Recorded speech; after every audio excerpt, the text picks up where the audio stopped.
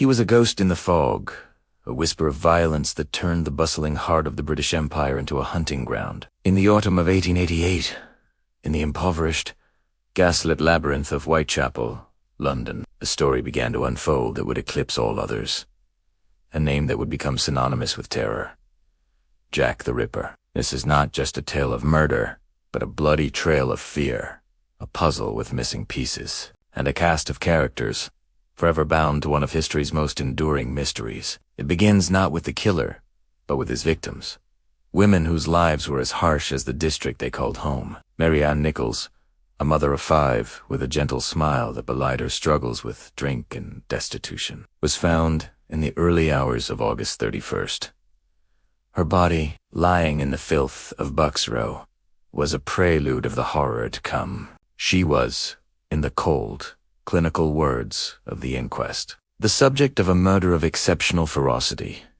The man tasked with bringing order to this chaos was Frederick, a detective inspector for Scotland Yard. With a kind, weary face, framed by a thick mustache and eyes that had seen too much, Abberline was a local man, familiar with the tangled alleyways and the hardened souls of Whitechapel. He understood its rhythms, which made the savagery he now confronted all the more alien. The murder of Nichols was brutal, but it was the second act, just over a week later, that confirmed a monster was at large. Annie Chapman, a cheerful woman known for her love of flowers and her distinctive, tarnished brass rings, was discovered in the backyard of 29 Hanbury Street. The scene was so gruesome that seasoned policemen turned away, sickened. The killer had not just taken a life. He had performed a mutilation that spoke of a chilling, anatomical knowledge and a bottomless rage. The press, sensing a story that would sell millions of papers, descended. It was they who, seizing on a letter sent to a news agency, a letter many believe was genuine Crescenda the Phantom. "Don't mind me giving the trade name," the letter taunted, signed with a name that would echo through history. Jack the Ripper. The name became a brand of terror. With each new moon, Whitechapel held its breath. The police were drowning, their efforts a frantic scramble in the dark. They had thousands of suspects, from butchers to sailors, from lunatics to lords. They had blood-soaked crime scenes, but no fingerprints, no DNA, no clear witnesses. The killer moved with an uncanny ability to appear and vanish into the pea-soup fog.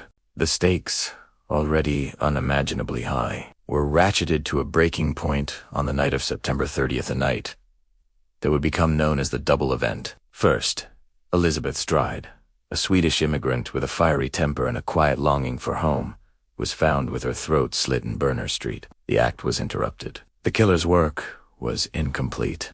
Driven by a frenzied need, he found his 4th victim just 3/4 of an hour later and less than a mile away. Catherine Eddowes was a charmer, a woman who could talk her way out of anything, with a quick wit and a love for singing. But on this night, in Meter Square, her luck ran out. The Ripper had time, and eus ed Italiano. The mutilation was comprehensive, a deliberate desecration. And then he left a message.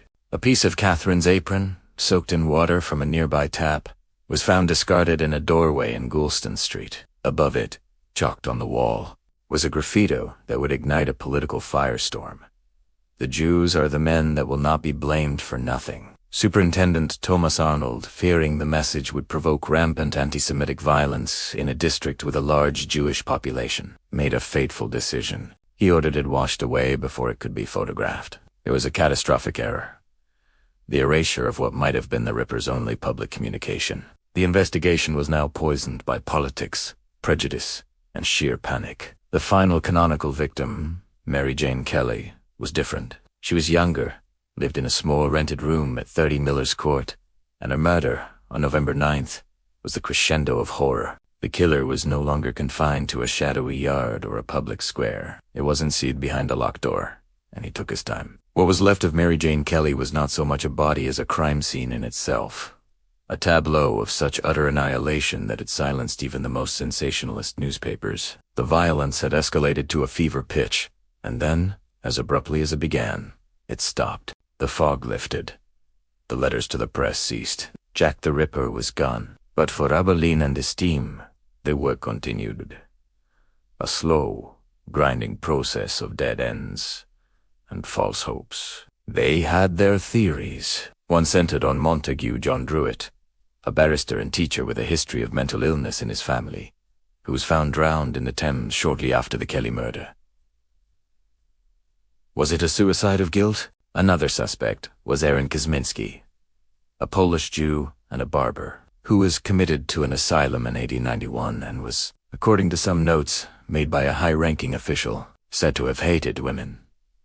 He was allegedly identified by a witness, but the evidence was too flimsy for a prosecution. Then there was the shroud of royal conspiracy, the tantalizing but unproven theory that the killer was a physician covering up a scandal involving the royal family. The truth remained, and remains, just out of reach. The official inquests and hearings were not a courtroom drama in the modern sense. Tea were a green, public affairs, where the ghastly details were read aloud, the names of the victims reduced to case numbers and medical descriptions. The real drama was in the streets, in the whispers, in the terrifying knowledge that the man responsible was listening, watching, and was never brought to justice. The climax of this entire sordid affair is not a trial or a confession, but a chilling, slow-dawning revelation that settles over the decades. The true legacy of Jack the Ripper is not the gore, but the ghost. He was the first modern serial killer, a man who used the media as his megaphone and a metropolis as his camouflage. He demonstrated,